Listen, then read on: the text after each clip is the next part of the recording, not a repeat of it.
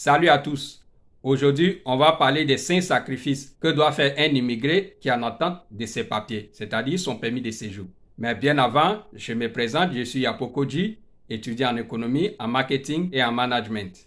Sinon, sur cette chaîne, j'apprends aux immigrés à s'intégrer facilement dans le pays où ils ont immigré et à préparer leur retour triomphal au pays, à travers bien sûr l'investissement et l'entrepreneuriat. Alors, si tu es un passionné de l'entrepreneuriat et de l'investissement, n'hésite pas à t'abonner à ma chaîne afin qu'ensemble on puisse former une communauté d'entrepreneurs et d'investisseurs. Sans plus tarder, rentrons dans le vif du sujet. Étant en aventure depuis 2010, j'ai accumulé plusieurs expériences en ce qui concerne l'immigration ou l'aventure. Alors, j'essaie de sensibiliser les jeunes frères et les jeunes sœurs qui essaient de me demander un coup de main concernant l'immigration. Vu que tout ce que nous faisons est nul et sans effet, c'est-à-dire nous leur disons de rester dans le pays où ils sont pour émerger. Mais jusqu'à aujourd'hui, nous voyons que ces déplacements massifs vers l'Occident continuent.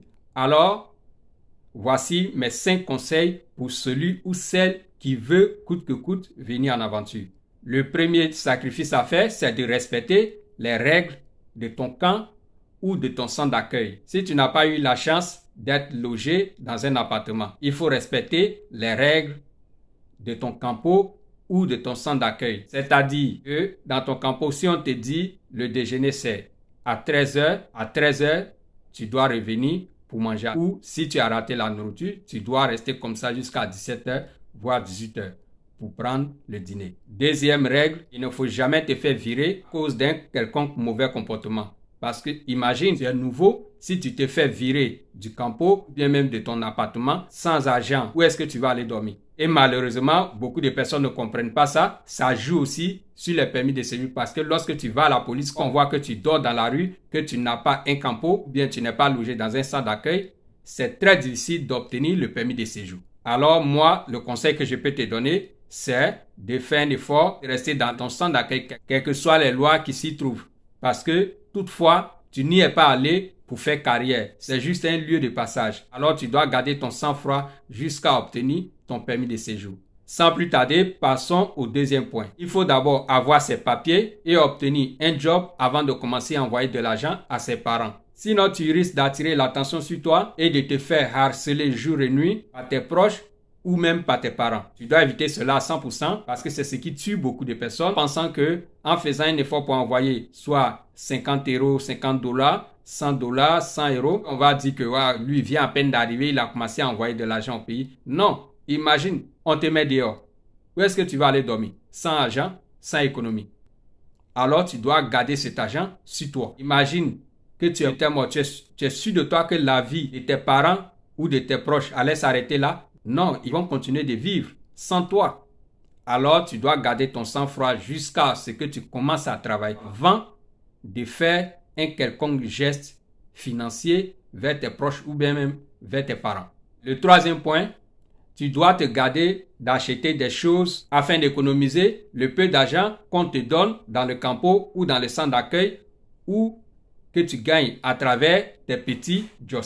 Cet argent va te permettre de te louer un mini-appartement ou même une chambre chez quelqu'un avant que ta situation financière ne se stabilise. Parce que la plupart ici dans les camps, lorsque tu obtiens ton permis de séjour, tu as seulement 30 jours.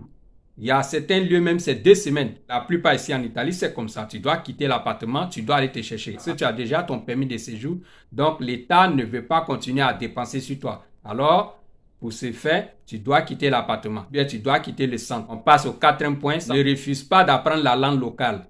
Je ne cesserai jamais de le dire. Ne refuse jamais d'apprendre la langue locale. Parce que n'importe où tu iras dans ce pays, si tu ne comprends pas la langue locale, tu ne pourras pas communiquer avec la population locale. Parce que la langue que toi tu comprends n'est pas forcément celle-là qu'ils parlent. Et ce problème se voit beaucoup chez les Ivoiriens, les Nigérians et les Ghanéens. Tu es obligé d'apprendre cette langue pour te défendre.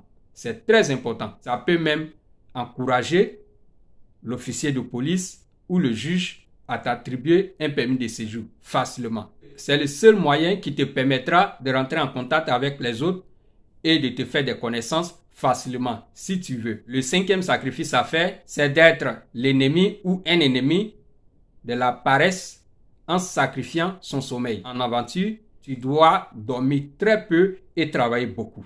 C'est ce que moi, je te conseille. Par exemple, moi, je dors 4 heures du temps. Sur les 24 heures, je dors 4 heures du temps. Ça ne m'a pas tué.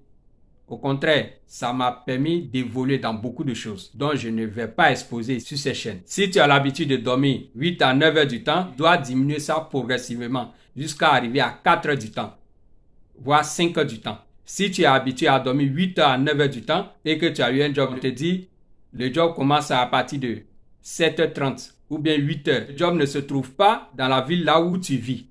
Ça se trouve peut-être à 100 km de toi. Tu dois y aller avec le bus. Imagine, le bus ne va pas décoller à 8h. Peut-être ça va partir à 6h ou bien à 6h30. Alors si tu n'es pas quelqu'un qui est habitué à se lever très tôt, imagine à cause de ça, on va te laisser à la maison. Parce qu'ici, on donne 3 avertissements. La première fois, quand tu vas venir, on va te demander, tu vas te justifier. La troisième fois, on va te dire non, on ne pourra pas continuer avec toi sur ce point et on va te licencier parce que tu n'arrives pas à arriver à l'heure. Étant en aventure, tu dois être un ennemi de la paresse en sacrifiant son sommeil parce que 90% des paresses est basée sur le sommeil. Donc, tu dois être ponctuel, quel que soit le pays dans lequel tu te trouves. Je récapitule rapidement les points que nous avons abordés ci-dessus. 1. Il faut respecter les règles de ton centre d'accueil. 2. L'obtention de son permis de séjour et de son job avant de commencer à faire les transferts d'argent vers son pays d'origine. 3. Économiser le plus d'argent possible